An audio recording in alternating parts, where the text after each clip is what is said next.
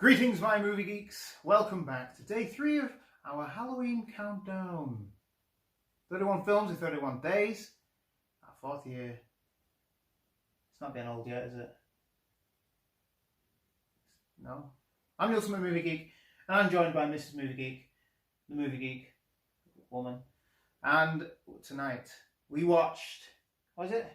Children of the Corn. Children of the Corn. Never seen this. Saw it tonight. Oh, Jesus Christ. So it's directed by Fritz Kiersh. It stars Linda Hamilton and, what's it called? Yeah. Horton. Peter Horton. And it's about a young couple who are driving to somewhere. I think he's becoming a doctor, isn't he? Mm. And they are going across country and they end up in the sticks and find this little town. I can't remember what the town's called. I saw it so much. Well, on the way to the sticks, something happens, doesn't it? And that's why they try to find the town. Yeah. It's very odd. So it's intercut between, we see what happens in this town.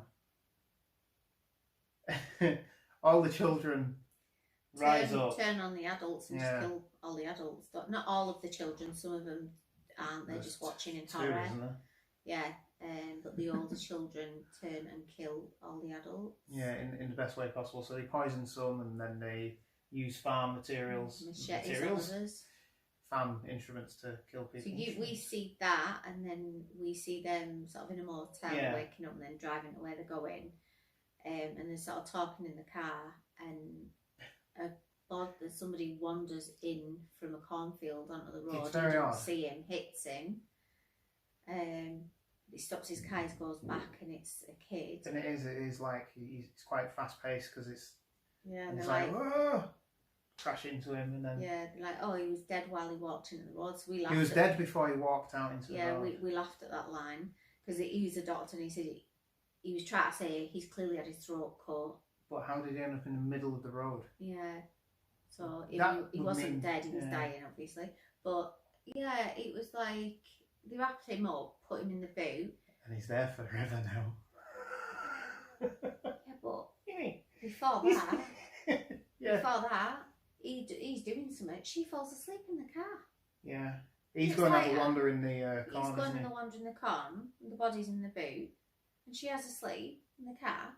She's a lady, though, isn't she? She's a female, and they're a bit delicate, aren't they? And if something happens like that, they need to lie down. I think you find it's the other way generally in my experience, but yeah, it's a bit of a strange film. I've not watched this in a very long time, and I haven't read the short story, so I'm not. But it's basically a story, and they get to this town. I can't think what the town is. They're warned off pretty much the town by a garage owner, who's been kept alive for a random reason to do with petrol and oil. He's got a dog as well, hasn't he? Yeah, and he's got a dog. Another dog, which I'm not happy about because it's a border collie. And we like border collies in our house. And it really is just them when they land in town, try to avoid these kids. They get separated. And she gets strung up like Jesus on a corn effigy, and then he's taken in by the two kids whose parents were killed, and they were quite young, so I don't think they were sort of involved. And the girl draws images that's going to happen, but that didn't really ever come into play other than a couple of pictures. I think she's been drawing images throughout, hasn't she? And she knew that the murders were going to happen. She knew that the kids were going to take over. And that they were going to take her and put her in the veil. So it was all just it's a bit of a stretch. It's a typical 80s slasher. But I'll tell you, it scared the life out of me because I can remember Malachi, and I can't think what his name is, the one with the dark hair. He talks like this. You will praise him. You will praise him. People will be not Tobias, is it? It could be Tobias, yeah. Yeah, I think it is. It's something like that. But these are the two, like, he's the main instigator who's saying that there's this Lord and you've got to be, he's the all-powerful and you've got to make sacrifices and do what he says, otherwise he'll be vengeful. And then Malachi is, hey, Pinocchio! Is it him? It's him. It is actually it's him. So He's from the out Burbs. of The Burbs, which is one of my favourite films, I love it. And it's the lad he's got gorgeous ginger hair. So you will remember him. He's quite distinctive in The Burbs. Massive. They make him really odd looking in The Burbs, don't they? Even like a brow. Yeah. But in this, he's very mouthy in this film. Yeah, he's very angry and he likes killing, and he thinks that that's what will appease the god of whatever it is that's coming out of the cornfield. Gets the other lads strung up. He who walks behind the rose. Yeah, that's it. So they string possibly Tobias up. We should know this, shouldn't we? No.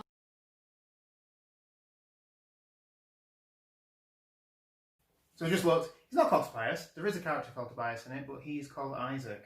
Yeah. You will die!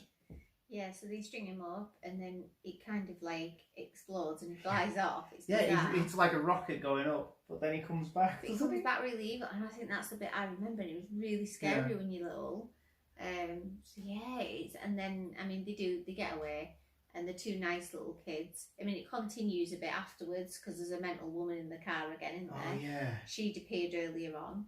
She was really angry as well, wasn't she? Very angry. The kids, they all played psychotic, crazed, religious nuts quite well, didn't they? Yeah, there's some good acting in it. There's some awful acting as well. Yeah. And I'll tell you what I found was bizarre is the main lead, the adult lead, is it Peter Horton, was married to Michelle Pfeiffer. Why was that weird? Because he's well punching. Well, Michelle Pfeiffer was very, very attractive. Yeah, Still is, in fact.